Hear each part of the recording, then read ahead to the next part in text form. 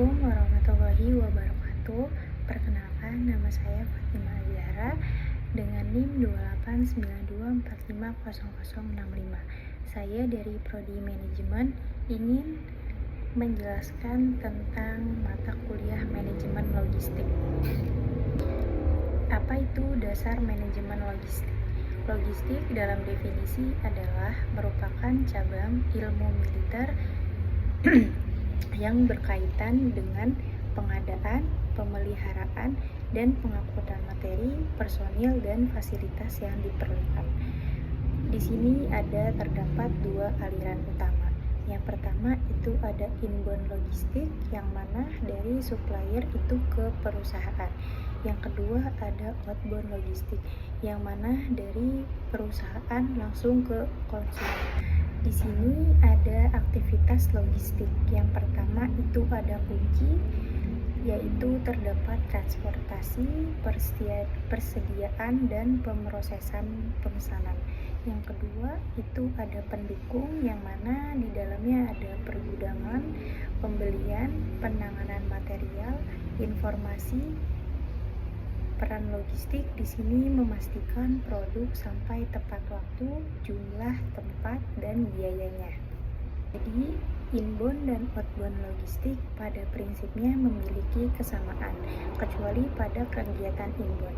Terdapat kegiatan akuisisi, yaitu kegiatan tentang proses pembelian atau acquisition atau bahan baku. Sedangkan pada outbound dinyatakan sebagai kegiatan jadwal produksi. Perbedaan prinsip hanyalah objek yang ditangani, di mana inbound yang ditangani adalah bahan baku dan bahan lainnya, sedangkan outbound adalah barang jadinya. Yang kedua itu ada operasional kegiatan logistik atau pergudangan. Keberadaan gudang merupakan salah satu bagian usaha perusahaan untuk mendapatkan kegunaan waktu, tempat, dan kegunaan lainnya. Secara tradisional, pergudangan telah digunakan sebagai saran untuk menyimpan barang selama dalam tahapan peran logistik. Tujuan pergudangan di sini yaitu efisien biaya transportasi dan produksinya, mendukung pelayanan pelanggan, dan menyesuaikan permintaan pasar. Di sini ada beberapa fungsi-fungsi gudang. Yang pertama itu ada penyimpanan, yaitu fungsi ini bisa dilakukan secara sementara atau semi permanen.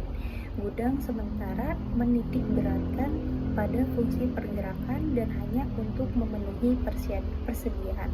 Yang kedua itu ada pergerakan barang. Fungsi ini sebagai wahana untuk menggerakkan aliran barang dari mulai penerimaan, transfer, penyiapan pesanan atau seleksi, cross-docking, dan penyimpanan. Yang ketiga ada transfer informasi, menyelenggarakan fungsi pergerakan dan penyimpanan secara simultan, dan bisa melaksanakan kedua fungsi tersebut memerlukan informasi yang handal. Ini ada tipe-tipe gudang. Yang pertama ada cross-docking atau langsung kirim tanpa simpan. Yang kedua ada gudang kontrak. Yang ketiga ada gudang umum. Melalui konsep switching, barang yang masuk gudang diupayakan terhindar proses penyimpanan yang lama, tapi gudang berfungsi sebagai sarana transfer material untuk pelangganan. Demikian, fungsi gudang adalah sebagai cross-docking. Jika situasi ini dapat dicapai oleh para pengelola gudang, maka akan berakibat menurunnya ongkos simpan, karena material hanya mampir sebentar untuk menuju simpul berikutnya, dan akhirnya sampai di pelanggan. Konsep ini hanya bisa diwujudkan apabila ada komitmen dari pihak-pihak pemasok. Harus memiliki tingkat ketersediaan yang tinggi agar selalu siap kirim. Waktu jangan terlalu cepat, apalagi terlambat. Transporter atau carrier mengirim barang harus tepat waktu. Di sini ada penerapan manajemen logistik. Transportasi adalah bagian penting dalam logistik untuk distribusi barang. Jenis-jenis moda transportasi itu ada kereta api, jalan raya atau truk, laut, udara, dan pipa. Setiap moda punya kelebihan dan kekurangannya masing-masing, seperti biaya, kecepatan, dan fleksibilitasnya. Transportasi itu bertugas memindahkan produk ke pasar yang secara geografis terpisah jauh dengan produsen. Transportasi berguna untuk meningkatkan nilai tambah bagi para pelanggan, di mana produk yang datang harus tepat waktu, tidak rusak, dan pada jumlah yang sesuai dengan keperluan. Transportasi juga berkontribusi terhadap tingkat pelayanan, maka harus mampu memuaskan pelanggan dengan cara mengirim kepada pelanggan secara tepat waktu. Mempengaruhi biaya atau harga itu dikelompokkan menjadi dua.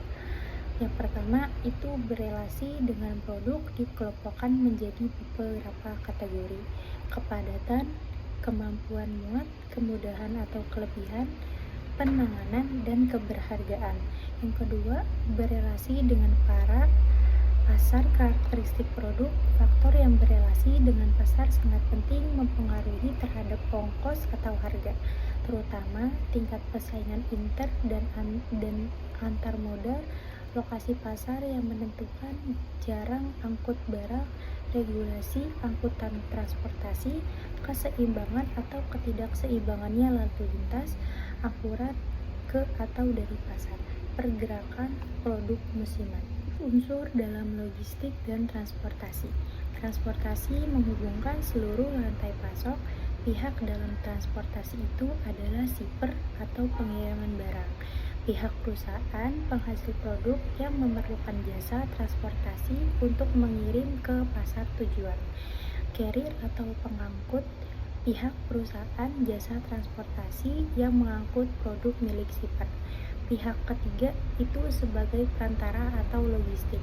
Jenis pihak ketiga ini broker, freight forwarder, asosiasi shipper, dan penyedia jasa logistik. Ini ada unsur-unsur dalam logistik dan transportasi. Ada beberapa tipe perusahaan transportasi pihak ketiga yang meliputi: 1. Perantara transportasi atau disebut broker. Yang kedua ada jasa titipan yang disebut freight forwarders. Yang ketiga ada asosiasi para shippers. Yang keempat pemasaran intermoda atau shippers agent. Yang kelima itu ada penyedia jasa logistik pihak ketiga atau logistik service providers. Transportasi intermoda itu menggabungkan beberapa moda untuk efisiensi dan perlu perencanaan jaringan, biaya, dan resikonya juga. Biaya transportasi itu ada dua, fixed cost dan variable cost. Fixed cost itu ada investasi, izin, overhead, dan variable cost itu ada jarak, BBM, dan volume barangnya. Ada pengelolaan persediaan. Persediaan jasa diperlukan karena ketidakseimbangannya antara supply dan demand, berfungsi untuk memenuhi permintaan pelanggan, menjaga kelancaran produksi, dan mengantisipasi ketidakpastiannya. Peran persediaan di sini adalah peran ganda yang saling bertentangan, yaitu harus berperan agar bisa mencapai responsivitas tinggi dengan cara melakukan persediaan yang besar pada setiap simpul agar mampu merespon spektrum pelayanan berikut: permintaan yang berfluktuasi, lead time yang pendek, menangani produk bervariasi, membangun produk inovasi, dan memenuhi service level yang tinggi. Pengelolaan persediaan. Ada beberapa hal yang dapat menghambat pengelolaan inventory dan pelaksanaan audit yang baik. A. Belum adanya ukuran kinerja yang jelas. B. Status pemesanan yang tidak akurat yang disebabkan oleh disiplin karyawan yang kurang dalam memonitor jumlah setiap periode. Kurangnya koordinasi, lokasi penyimpanannya tidak aman. C. Sistem informasi yang tidak handal. D. Biaya-biaya sediaan tidak ditaksir dengan benar. Tantangannya itu ada dua. Yang pertama, stok besar yang mana pelayanannya baik tapi biayanya tinggi. Stoknya kecil tapi biaya rendah tapi resikonya kekurangan. Solusinya apa? Solusinya adalah trade-off keseimbangan biaya dan pelayanannya. Pembelian dalam perusahaan. Pembelian atau purchasing adalah kegiatan penting dalam berbagai bentuk organisasi, manufaktur atau non-manufaktur yang berorientasi laba, nirlaba maupun sektor pemerintahan. Bagian pembelian bertanggung jawab untuk memperoleh barang dan jasa dalam jumlah yang diperlukan, di saat yang tepat, dengan mutu sesuai persyaratan dan total ongkos minimum. Fungsi pembelian utama adalah kegiatan pembelian yang dilakukan suatu perusahaan dari pihak pemasok, yang melibatkan kegiatan penentuan kebutuhan, memilih pemasok, pesanan bisa sampai di pelanggan dengan harga yang tepat, menentukan spesifikasi, mengusulkan kontrak atau pesanan, dan menindaklanjutinya untuk memastikan pengiriman yang lebih tepat. Fungsi pembelian dalam definisi tersebut menjelaskan secara spesifik bahwa tugas pembelian yaitu 1.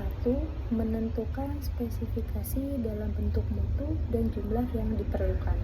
Yang kedua, menyeleksi pemasok yang cocok dan mengembangkan prosedur untuk memilih pemasok yang terbaik. Yang ketiga, menyiapkan dan melakukan negosiasi dengan pemasok untuk menetapkan sebuah kesepakatan dan diangkat menjadi sebuah kontrak.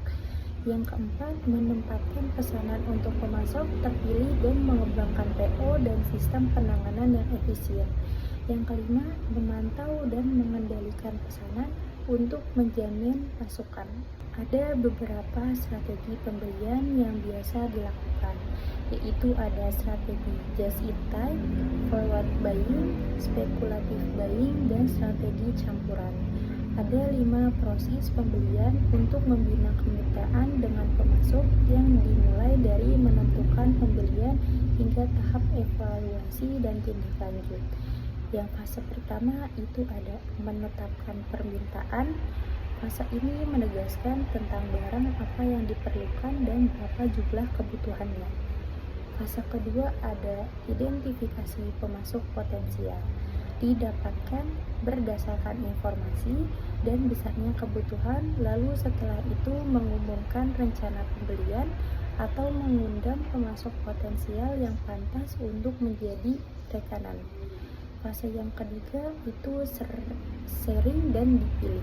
Setiap pemasok potensial menyerahkan penawaran yang menyertakan profit, usulan harga, space, durasi, lalu list yang panjang itu dibuat menjadi daftar pendek.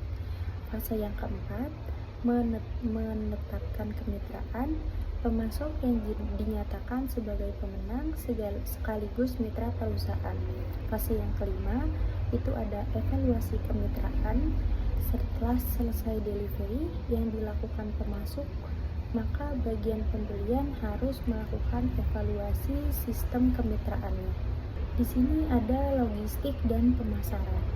Aktivitas logistik meliputi penentuan lokasi, transportasi, penyediaan, komunikasi, dan penanganan serta penyimpanan material.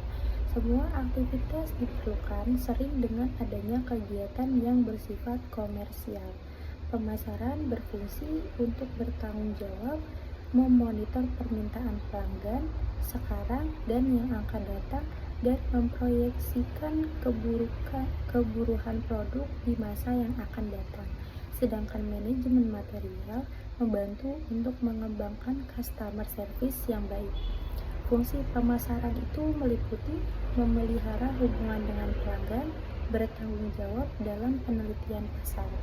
Kegiatan pemasaran merupakan salah satu fungsi utama dari perusahaan selain rancang bangun dan rekayasa, produksi, keuangan, kepegawaian, dan lain sebagainya. Di sini ada 4 unsur pembaruan. Yang pertama itu ada produk, barang atau jasa hasil rancang bangun dan rekayasa perusahaan dalam upaya untuk memenuhi kebutuhan pelanggan. Yang kedua itu ada price, harga yang ditetapkan perusahaan yang dibentuk dari komposisi sebagai pengeluaran, baik langsung maupun tidak langsung. yang diakumulasi sehingga menjadi ongkos total. Yang ketiga, itu ada promotion, upaya perusahaan untuk mengenalkan barang dan jasa yang dihasilkan serta untuk mempertahankan posisi pasar perusahaan tersebut. Yang keempat, itu ada flash, kegiatan yang berupaya untuk dapat menempatkan barang atau jasa sampai pada komunitas pelanggan sehingga dapat memenuhi kebutuhan pelanggan secara tepat waktu, tepat guna, dan mampu memperoleh dengan cara yang mudah. Bauran kegiatan logistik dibentuk dua aktivitas, yaitu aktivitas kunci dan aktivitas pendukung. Aktivitas kunci meliputi standarisasi pelayanan kepada pelanggan. Pelanggan adalah pihak yang harus dilayani dengan baik. Transportasi adalah faktor yang mendukung terhadap aktivitas pergerakan barang dari pemasok ke pihak perusahaan atau inbound.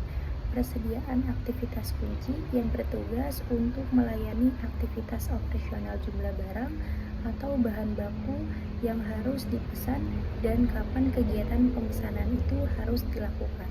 Pemrosesan pesanan harus dilakukan secepat mungkin.